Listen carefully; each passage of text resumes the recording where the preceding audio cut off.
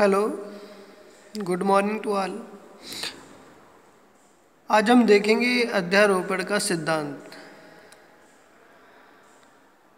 तो इसकी डेफिनेशन समझते हैं। माध्यम के प्रत्येक कण का किसी क्षण परिणामी विस्थापन दोनों तरंगों द्वारा अलग अलग उत्पन्न विस्थापनों के बीजगणितीय योग के बराबर होता है। इस सिद्धांत को अध्यारोपण का सिद्धांत कहते हैं। ये डायग्राम देख रहे हैं, ए वेव है, कोई एक वेव चल रही है, इसका एम्पलीट्यूड ए है। दूसरी वेव बी चल रही है, इसका एम्पलीट्यूड बी है। अगर इन दोनों वेवों के एम्पलीट्यूडों का सम कर दें तो हमें ए प्लस बी वेव के एम्पलीट्यूड वाली वेव मिल जाएगी। तो हम कह सकते हैं ए बराबर ए प्लस बी। यहाँ पर ये जो दोनों वेवों का प्लस हुआ, योग हुआ, इसी को हम कहते हैं अध्यारोपण। मतलब जो परिणामी वेव होगी उसका एम्पलीट्यूड दोनों वेवों के एम्पलीट्यूड के सम के बराबर होगा। इसी प्रकार ये बी देख रहे हैं, इसमें माइनस है, ये वेव नेगेटिव साइकिल में चल रही है। इसका भी हम सम करेंगे तो plus minus minus A minus B, capital A is equal to A minus B. ये भी अध्यारोपण ही है। इस क्वेश्चन को समझते हैं।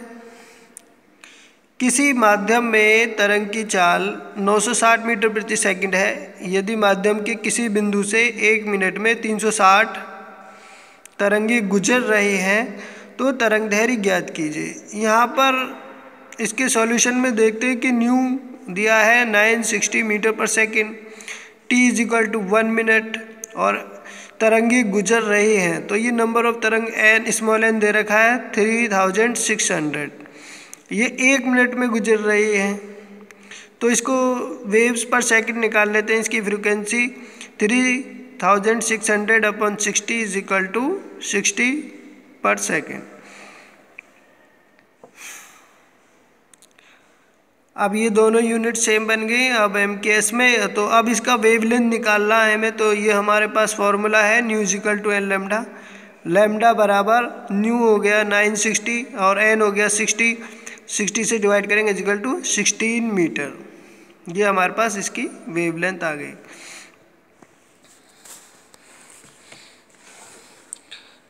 अब हम देखेंगे कि equation of simple harmonic motion, सरल आवर्त गति का समीकरण। तो ये हमारा 1 डायमेंशन में सरल आवर्त गति का समीकरण होता है y is equal to A sine omega t.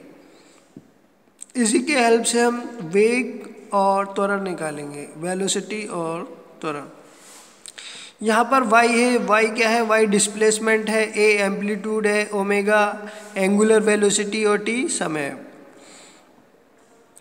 तो सरल आवर्त गति के समीकरण से अब हम इसका वेग निकालते हैं। y is equal to A sine omega T.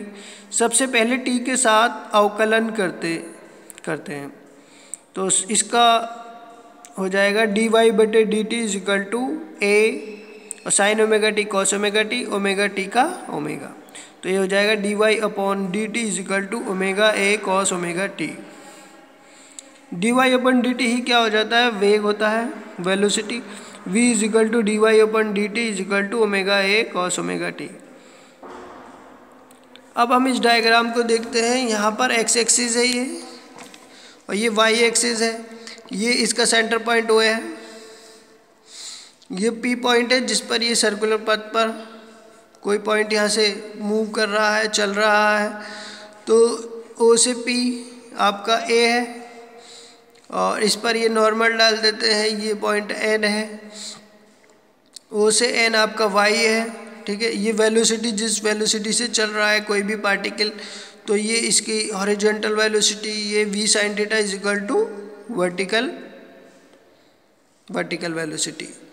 Vertical component velocity का हो जाएगा v sin थीटा। तो यहाँ पर cos ओमेगा टी बराबर क्या होता है, ये cos ओमेगा टी बराबर हो जाएगा √1 minus sine square omega T. Sine square omega T plus cos square omega T is equal to 1 होता है। अब साइन ओमेगा टी बराबर होता है हमारा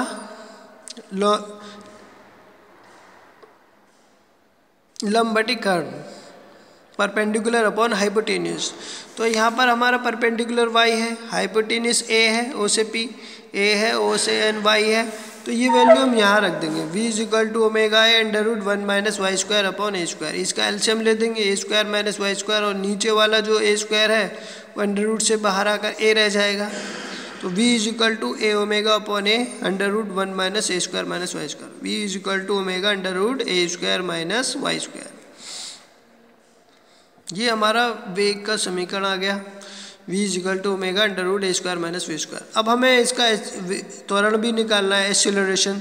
तो इस इक्वेशन 1 से, ये सपोज इक्वेशन 1 है, ये कॉस ओमेगा टी वाली यहाँ पर इक्वेशन 1 है, v is equal to omega A cos omega T. इसका हम फिर से एक बार डिफरेंशिएशन करते हैं, t के सापेक्ष अवकलन करते हैं, d two y upon d t square d upon d t cos omega T.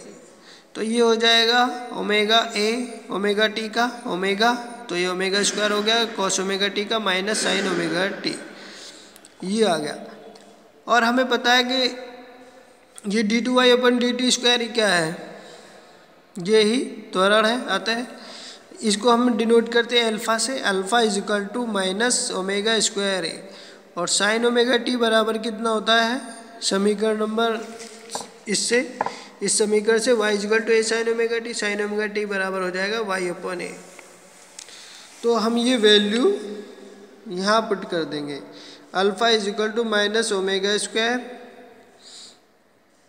Multiply y upon a से a कैंसिल हो जाएगा, तो ये हमें मिल जाएगा alpha is equal to minus omega square y। तो ये हमारे पास किसी भी पार्टिकल का एक्सेलरेशन त्वरण आ जाता है इस प्रकार। Thank you.